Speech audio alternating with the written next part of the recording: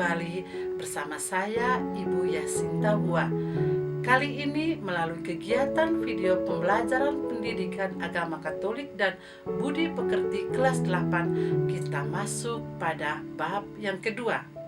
Semoga kalian bisa mengikuti kegiatan pembelajaran ini dari awal hingga akhir dan mengumpulkan tugas keterampilan melalui Google Classroom.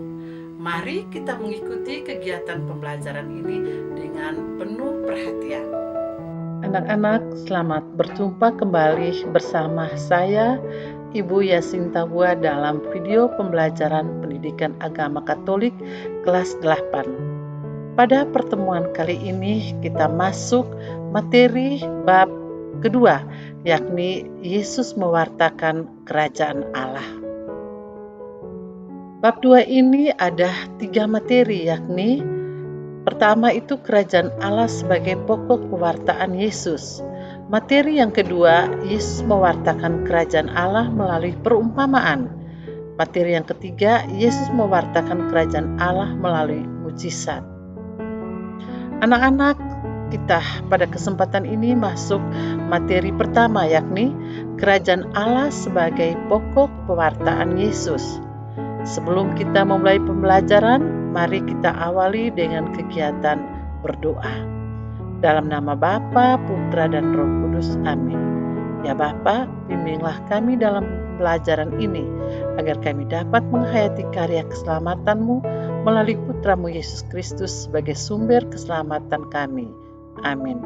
Dalam nama Bapa, Putra, dan Roh Kudus. Amin. Anak-anak, adapun kompetensi dasarnya, yakni 1.2, bersyukur atas nilai-nilai kerajaan Allah yang diwartakan Yesus Kristus melalui sabda dan tindakan. 2.2, percaya diri dan bertanggung jawab mewujudkan nilai-nilai kerajaan Allah melalui kata-kata dan perbuatan. 3.2, memahami tujuan Yesus Kristus mewartakan kerajaan Allah melalui sabda dan tindakan. 4.2, melakukan aktivitas, misalnya menceritakan atau merefleksikan atau membuat laporan pengalaman yang berkaitan dengan keterlibatan dalam mewartakan kerajaan Allah melalui kata-kata dan perbuatan. Adapun tujuan pembelajarannya, yakni 1, selalu bergembira dalam segala hal. 2, berani mencoba hal-hal yang baik dan bermanfaat. 3, menjelaskan pengertian kerajaan Allah. 4, menjelaskan paham kerajaan Allah pada masa Yesus. 5, menjelaskan pandangan tentang kerajaan Allah pada kerajaan Allah. Nah, yang ke-6, membandingkan pemahaman kerajaan Allah menurut harapan bangsa Israel dengan paham menurut Yesus. 7, menjelaskan bahwa Yesus datang untuk mewartakan kerajaan Allah. 8, membuat refleksi tertulis tentang makna kerajaan Allah bagi dirinya. Nah, anak-anak, mari kita masuk pada kegiatan pembelajaran. Pada kegiatan yang pertama itu, kita menggali pemahaman tentang kerajaan Allah itu sendiri. Nah, apa yang kalian ketahui tentang kerajaan Allah? Dan pada masa Yesus, orang sudah memahami tentang kerajaan Allah, bagaimana pandangan mereka, dan bagaimana kerajaan Allah yang diwartakan Yesus. Pada kegiatan kedua ini, silakan kalian mengamati gambar. Dari gambar yang ada, kalian bisa berdiskusi dengan teman-teman terdekat. Nah, adapun beberapa pertanyaan panduan yang bisa kalian diskusikan, yakni yang pertama, peristiwa apa yang terjadi pada gambar tersebut? Yang kedua, bagaimana pandanganmu tentang kerajaan Allah? Yang ketiga, apa tugasmu untuk mewartakan kerajaan Allah sebagai pokok pewartaan Yesus? 4, bagaimana paham kerajaan Allah pada masa sekarang? Yang kelima, silakan kalian kerjakan dengan kata-katamu sendiri dan jawaban kalian boleh masukkan di dalam buku tugas kalian. Nah, pada langkah yang ketiga, silakan kalian mengambil kitab suci. Mari kita sama-sama membaca Injil Matius bab 6 ayat 25 sampai 34. Kita baca bersama. Karena itu aku berkata kepadamu, janganlah khawatir akan hidupmu, akan apa yang hendak kamu makan atau minum, dan janganlah khawatir pula akan tubuhmu, akan apa yang hendak kamu pakai. Bukankah hidup itu lebih penting daripada makan atau tubuh itu lebih penting daripada pakaian? Pandanglah burung-burung di langit yang tidak menabur dan tidak menuai dan tidak mengumpulkan bekal dan lumbung, namun diberi makan oleh Bapamu di surga. Bukankah kamu jauh melebihi burung-burung? Siapa di antara kamu yang karena kekhawatirannya dapat menambah sehasta saja pada jalan hidupnya? Dan mengapa kamu khawatir akan pakaian? Perhatikanlah bunga bakung di ladang yang tumbuh tanpa bekerja dan tanpa memintal. Namun aku berkata padamu, Salomo dalam segala kemegahannya pun tidak berpakaian seindah salah satu dari bunga itu. Jadi, jika demikian, Allah mendandani rumput di ladang yang hari ini akan besok dibuang ke dalam api. Tidakkah Ia akan terlebih lagi mendandani kamu, hai orang-orang yang kurang percaya? Sebab itu, janganlah kamu khawatir dan berkata, apa yang akan kami makan? Apakah yang akan kami minum? Apakah yang akan kami pakai? Semua itu dicari bangsa-bangsa yang tidak mengenal Allah. Akan tetapi Bapamu di surga tahu bahwa kamu memerlukan semuanya itu.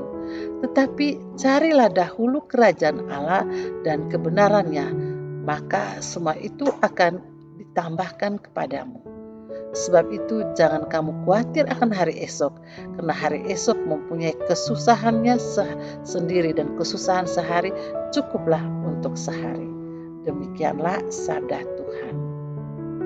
Anak-anak, setelah kita membaca bersama kitab suci, pada langkah yang keempat ini kita boleh menggali pandangan iman Kristiani berdasarkan bacaan tadi.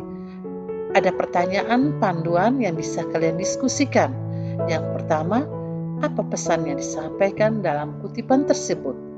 Yang kedua, bandingkanlah kerajaan Allah yang Anda pahami oleh bangsa Israel dengan kerajaan Allah yang diwartakan oleh Yesus. Ketiga, apakah situasi dunia sekarang ini sudah menggambarkan datangnya kerajaan Allah? Mengapa? Keempat, apa yang harus kita lakukan untuk menjadi warga kerajaan Allah? Anak-anak, dari kegiatan pembelajaran tadi Ibu bisa memberikan beberapa kesimpulan. Yang pertama, kerajaan Allah adalah pokok pewartaan yang dibawa Yesus pada manusia di dunia. Kerajaan Allah merupakan inti pokok dari seluruh ajaran Yesus. Kedua, kerajaan Allah bukan berarti daerah kekuasaan Allah, namun kerajaan Allah adalah Allah sendiri yang tampil sebagai dalam kemuliaan dan keperkasaannya, bukan untuk menghukum, melainkan untuk menyelamatkan dan memberikan perlindungan. Ketiga, orang Israel sangat mengharapkan tegaknya kerajaan Allah di tengah mereka, sehingga mereka memiliki beberapa pemahaman tentang kerajaan Allah secara berbeda. Nah, adapun pemahaman tentang kerajaan Allah dari orang Yahudi yang secara berbeda, yakni mereka mempunyai pemahaman bahwa yang pertama, kerajaan Allah itu bersifat politis. Mereka beranggapan bahwa kerajaan Allah yang damai dan sejahtera hanya terwujud bila Allah tampil sebagai seorang tokoh politik dengan gagah berani mampu memimpin bangsa Israel melawan penjajahan Romawi dan para penindas rakyat. Yang kedua, kerajaan Allah bersifat apokaliptis, yakni kerajaan Allah akan tercapai bila Allah menunjukkan kuasanya dengan mengguncangkan kekuatan-kekuatan langit dan bumi.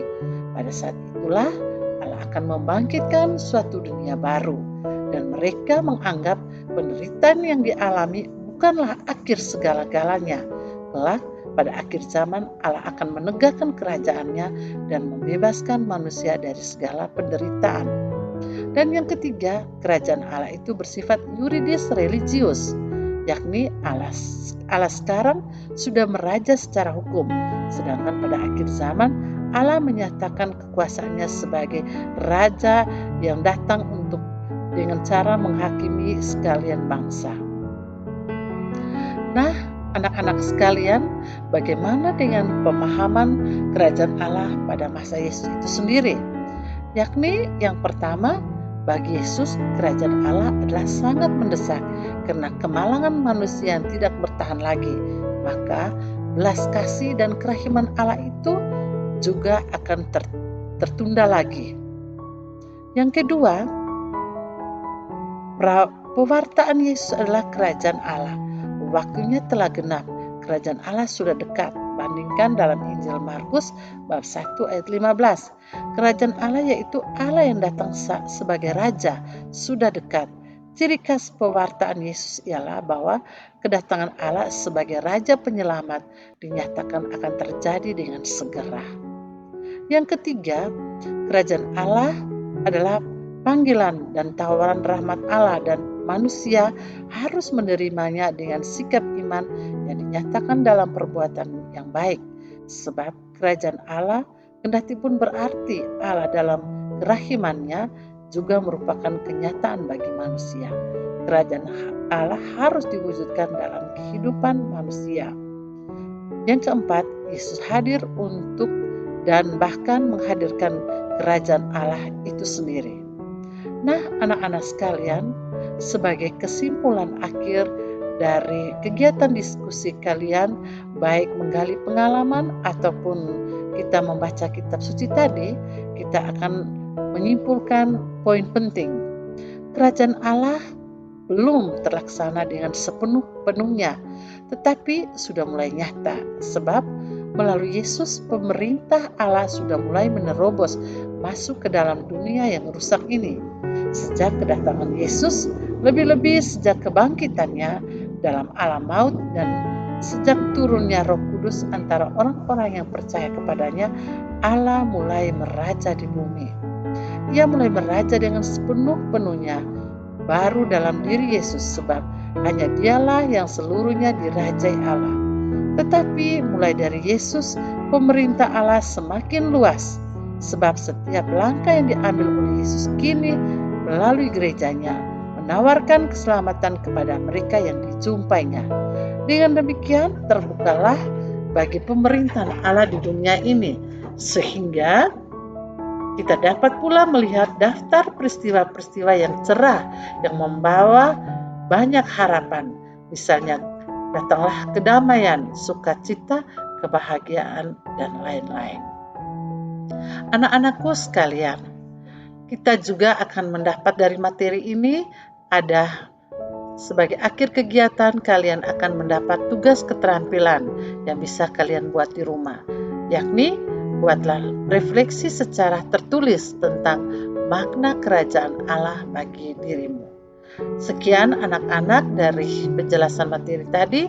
Kita akan bertemu untuk pertemuan yang kedua dan yang ketiga. Ada materi tentang Yesus mewartakan kerajaan Allah melalui perumpamaan, dan Yesus mewartakan kerajaan Allah melalui mujizat. Mari kita akhiri kegiatan ini dengan doa penutup. Dalam nama Bapa, Putra, dan Roh Kudus. Amin. Ya Bapa, kami telah belajar tentang kerajaan yang Engkau wartakan. Bukalah hati dan pikiran kami agar dapat menangkap materi keselamatan-Mu yang Engkau nyatakan melalui Putra-Mu Yesus Kristus. Semoga kami berani mewujudkan suasana kerajaan-Mu yang diwartakan kepada kami. Jadilah kami sebagai alat-Mu. Amin. Dalam nama Bapa, Putra, dan Roh Kudus. Amin.